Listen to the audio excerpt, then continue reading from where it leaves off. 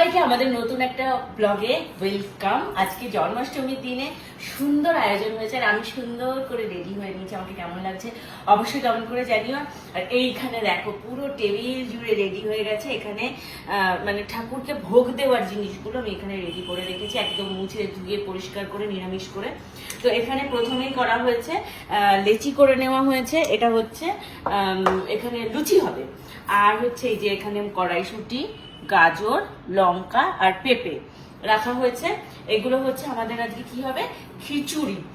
খিচুড়ির মধ্যে এগুলো দেওয়া হবে। আর এখানে হচ্ছে 5 রকম ভাজা করা হয়েছে, 1, 2 মানে কুমড়ো, ভেন্ডি, আলু, বেগুন, পটল, 5 রকম ভাজা করা হয়েছে। আর এখানে রয়েছে আলু। এখানে আমাদের আলু আর পনির দিয়ে একটা গ্রেভি, আলুর মানে দম টাইপ করা হবে। পনিরটা ফ্রিজে রয়েছে, ফ্রিজ থেকে পনির বার করে নেব। বার করে নিয়ে এখন আমি কেটে কুটে সমস্ত কিছু রেডি করে নেব। ঠাকুরের ফুল বার করতে হবে তো। হ্যাঁ, সবাই বলবে যে আবার ঠাকুরের ফুল ফ্রিজে রেখেছো। এইটা হচ্ছে নিরামিষ, আমাদের ওই জন্য 3টে পার্ট ইচ্ছা করেই নেওয়া। এই যে এটা ডিপ ফ্রিজ, আমি দেখিয়ে দিচ্ছি। এটা আমাদের ফুল নিরামিষ, এই যে একদম ঠাকুরেরই জন্য ফুল নিরামিষ। আর এইখানে হচ্ছে খাবার থাকে 3 পার্টের, পুরো মাঝখানটা আমরা ফুল নিরামিষ রাখি। কোন রকম কোনো আমিষ কিচ্ছু ঢোকায় না ওখানে, পুরো ঠাকুরের জন্যই ওটা রাখা। যে মানে ভবিষ্যতের কথা চিন্তা করি যে এখানে আমরা যখন রাধা গোবিন্দ বসাবো বা শ্রীকৃষ্ণ বা শ্রীরাধাকে বসাবো, তখন আমাদের নিরামিষ জায়গা লাগবেই।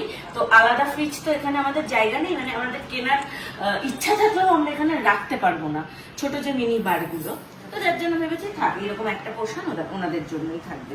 তো এখানে সুজি ভিজিয়ে রাখা হয়েছে, সুজিটা দেওয়া হবে হচ্ছে তালের বড়ার মধ্যে। আর এখানে একটু সাবু ভিজিয়ে রেখেছি, আমরা একটু সাবু মাখা পরে খাবো। তো এই যে এখানে আমাদের এখন তাল ঘষাঘষি শুরু হয়ে গেছে। কিছুটা স্বর্ণ ঘষাচ্ছে, এখন কিছুটা আমি ঘষছি। ও ঘষে অনেকটা এগিয়ে দিয়েছে আমাকে, থ্যাংক ইউ স্বর্ণ, অনেকটা এগিয়ে দিয়েছে। তারপর আমায় বললো যে এবার একটু তুমি করো, নারকোল কোড়া, তাল ঘষা এগুলো আমাকে এখন করে নিতে হবে।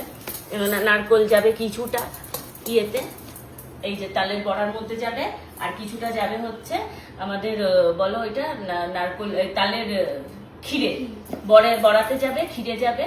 আর হচ্ছে একটুখানি রাখবো সাবুর মধ্যে দেওয়ার জন্য। সুন্দর করে এখন নারকোল কোড়ানো চলছে। নারকোল কুড়িয়ে এই যে এখানে অনেকটা করে ফেলেছি, এখন বাকিটা নারকোল কোড়াচ্ছি আমি। হাফ স্বর্ণ কুড়িয়ে দিয়েছি, হাফ আমি কোড়াচ্ছি।